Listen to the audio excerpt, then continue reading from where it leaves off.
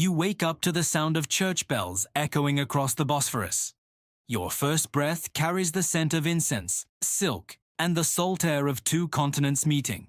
Your father isn't just any man, he's the Emperor of Byzantium, the successor to Augustus and Constantine, the earthly representative of Christ himself, the purple-born ruler of the last fragment of Rome.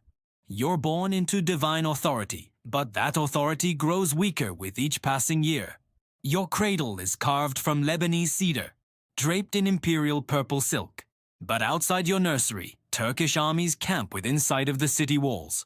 From your earliest memories, you're surrounded by the sounds of decline. Courtiers arguing over taxes that no longer come. Generals reporting territories lost to infidel invaders. Priests praying for miracles that God no longer seems inclined to grant. This is your inheritance. This is the weight of being Rome's final heir. Your childhood is spent in the great palace, but it feels like living in a magnificent mausoleum.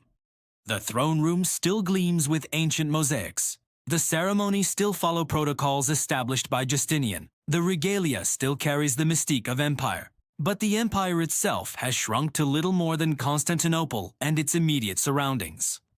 Your tutors aren't just Byzantine scholars and Orthodox theologians. They're the keepers of knowledge from when Byzantium stretched from the Danube to the Euphrates. Men who remember when the emperor's word was law from Sicily to Armenia. Scholars who've watched province after province fall to Latin crusaders, Bulgarian khans, and Ottoman beys. They teach you that you're not just inheriting political power, you're inheriting the continuation of Rome itself, the unbroken chain of legitimate authority stretching back to Augustus Caesar, the sacred trust of preserving Orthodox Christianity against both Islamic conquest and Catholic corruption. Your father appears in your life like a figure from an ancient icon, magnificent, otherworldly, but somehow removed from earthly concerns. When he holds court, the rituals are magnificent. Foreign ambassadors prostrate themselves before the throne of Solomon. Mechanical lions roar and golden birds sing. The emperor appears to visitors as semi-divine, lifted above mortal concerns. But you see the man behind the purple, the exhaustion of trying to maintain imperial dignity with an empty treasury. The frustration of commanding legions that exist only on ceremonial rolls. The loneliness of being the last guardian of a dying civilization.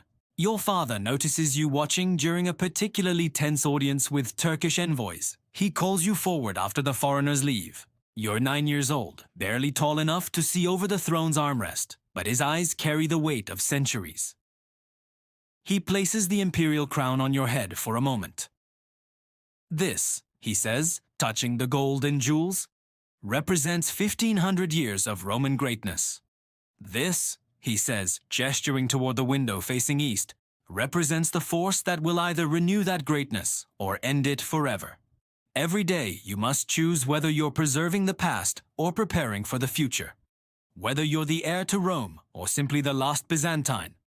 Your hands shake under the crown's weight. The gold feels warm, but the jewels seem to reflect the light of distant fires. You understand that you're not just wearing a crown. You're balancing the entire weight of Roman history on your child's head. Your education becomes preparation for an impossible task. You learn classical Greek from manuscripts that survived the sack of Baghdad, Latin diplomacy from treaties with Italian city-states, military engineering from manuals copied since the time of Belisarius, theological disputation from debates that shaped Orthodox doctrine. Your father teaches you that Byzantine survival depends on three virtues: subtlety, endurance, and faith. Subtlety to navigate between enemies who outnumber you. Endurance to outlast barbarian kingdoms that rise and fall. Faith that God will preserve the true empire until the end of days. You study maps that show the empire's territorial evolution. Each lost province represents not just military defeat, but cultural catastrophe.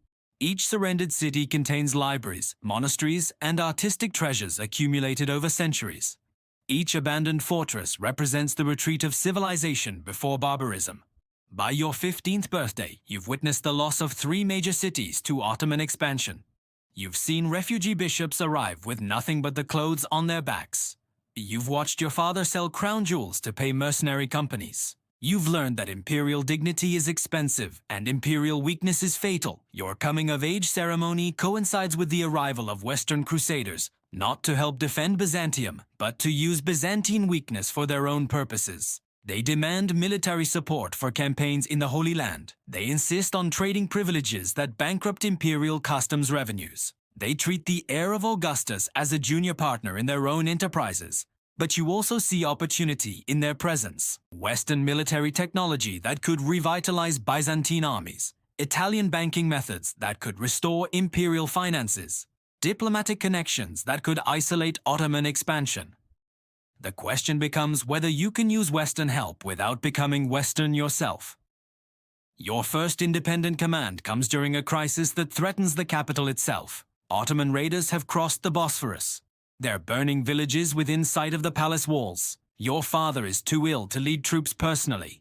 The traditional response would be to hire foreign mercenaries and hope for the best. Instead, you propose something unprecedented, a marriage alliance with a Western princess. Not just for diplomatic advantage, but for the dowry that could fund military modernization. Not just for political connection, but for access to technologies that could restore Byzantine military effectiveness. Your father is horrified. Such marriages compromise Orthodox purity. They create obligations to Latin heretics. They represent the pollution of Roman blood with barbarian elements. But you argue that purity without power is just elaborate suicide. That maintaining tradition while losing territory serves neither God nor empire. That sometimes preservation requires transformation. The debate splits the court into factions that mirror centuries of Byzantine internal politics. The traditionalists want to preserve Orthodox isolation even if it means imperial extinction. The modernizers want Western alliance even if it means religious compromise. The pragmatists want survival at any cost. The idealists want honor regardless of consequences. Your decision shapes everything that follows. You choose the marriage alliance, but on Byzantine terms. The Western princess must convert to Orthodoxy. The dowry must fund specifically Orthodox institutions. The military cooperation must preserve Byzantine command authority. You're trying to modernize the empire without westernizing it. To strengthen Byzantium without destroying what makes it Byzantine. The wedding becomes a symbol of your entire approach to imperial restoration. Western guests attend Orthodox ceremonies. Italian gold funds Greek monasteries. German military advisors train soldiers who fight under the double-headed eagle. But the synthesis creates new problems alongside new opportunities. Orthodox purists denounce you as a traitor to the faith. Western allies expect more concessions than you're willing to grant. Ottoman enemies see the alliance as confirmation of Byzantine weakness. Your own subjects begin questioning whether you're preserving the empire or liquidating it. Your military reforms show early promise. Byzantine armies equipped with Western weapons win several minor engagements. Imperial finances stabilized by Italian banking methods begin showing surpluses. Diplomatic connections to Western courts provide early warnings of Ottoman plans.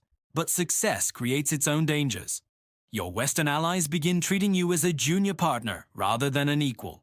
Your Orthodox subjects begin questioning whether military victories are worth spiritual compromises. Your Ottoman enemies begin coordinating more seriously to eliminate the renewed Byzantine threat. The test comes sooner than expected.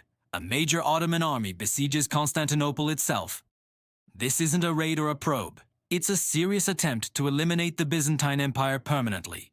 Your moment of truth arrives with the sound of cannons bombarding walls that have stood for 1,000 years. The siege reveals both the success and failure of your modernization efforts. Your reformed army fights with Western weapons and Byzantine courage. Your diplomatic alliances bring some international support.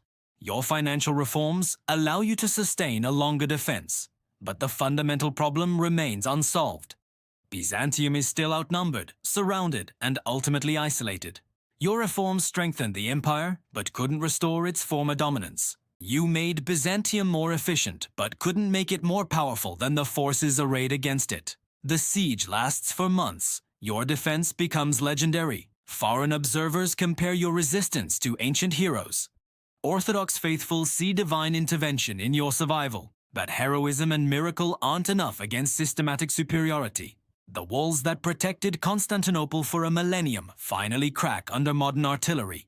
Your choice in the final assault defines your legacy. You could flee to Western allies who would preserve you as a legitimate claimant. You could surrender and hope for mercy from victorious enemies. You could fight to the death like the last Roman you claim to be. You choose a fourth option that surprises everyone. You appear before the Ottoman commander not as a defeated enemy, but as a potential partner. You propose something unprecedented, a Christian autonomous state within the Ottoman system. Not surrender, but negotiated transformation. Not the end of Byzantium, but its adaptation to new realities. The proposal shocks both sides. Your Orthodox followers see it as betrayal of everything Byzantium represents. Your Western allies see it as capitulation to infidel conquest. Your Ottoman enemies see it as a potential trap or sign of weakness. But you argue that survival sometimes requires radical innovation, that preserving Byzantine culture might be more important than preserving Byzantine independence, that the empire served Christianity, not the other way around. The negotiation becomes a masterclass in Byzantine diplomatic subtlety. You offer Ottoman rulers something they value: legitimate administrative continuity. You preserve for your people something they need: cultural and religious autonomy. You maintain for yourself something you require: meaningful authority within a larger system. The arrangement works better than anyone expected. Your autonomous region becomes a model for Ottoman administration of Christian populations. Orthodox culture survives under protection rather than persecution. Byzantine administrative traditions influence Ottoman governmental development. You're no longer emperor of the Romans, but you're still leader of your people. Your example influences other Christian communities throughout the Ottoman Empire. The principle of negotiated autonomy spreads to other regions and peoples. What began as the survival strategy of a dying empire becomes a model for coexistence. But success as an autonomous leader creates different challenges than ruling an independent empire. You must satisfy both your Christian subjects and your Muslim overlords. You must preserve traditions while adapting to new political realities. You must maintain dignity while acknowledging subordination. Your children grow up in this hybrid world. They speak Greek and Turkish with equal fluency. They understand Orthodox theology and Islamic administration. They represent neither pure Byzantium nor complete assimilation, but something new. The question becomes whether you've saved Byzantine civilization or presided over its transformation into something else entirely. Your final years are spent reflecting on the meaning of continuity. The Byzantine Empire as a political entity ended with your negotiation. But Byzantine culture, law, and faith survived under different political arrangements. The purple and the double-headed eagle disappeared, but the communities they represented continued. You die peacefully, which is itself a form of success. Not in battle like the heroes of legend, not in exile like defeated monarchs, but surrounded by people who retained their identity because of choices you made. Your funeral combines Orthodox ritual with Ottoman protocol. Christian and Muslim officials attend with equal respect. Your subjects mourn a leader who chose adaptation over destruction. The empire you inherited died during your lifetime, but the civilization it represented survived your decisions. Your legacy becomes a lesson in the difference between continuity and preservation. You didn't preserve the Byzantine Empire in its traditional form, but you ensured that Byzantine culture outlived Byzantine politics. You didn't maintain independence, but you avoided extinction. Future historians debate whether you were Byzantium's last emperor or its greatest administrator, whether you betrayed the Roman legacy or adapted it for survival, whether your compromise saved your people or merely postponed their assimilation. But the communities that trace their identity to your decisions answer the question through their continued existence. Preservation sometimes requires transformation. Survival sometimes demands innovation. Continuity sometimes needs radical adaptation. You were the son of a Byzantine emperor who learned that being Byzantine was more important than being imperial. That culture could outlast politics. That sometimes the greatest victory is ensuring there's still a people to claim it.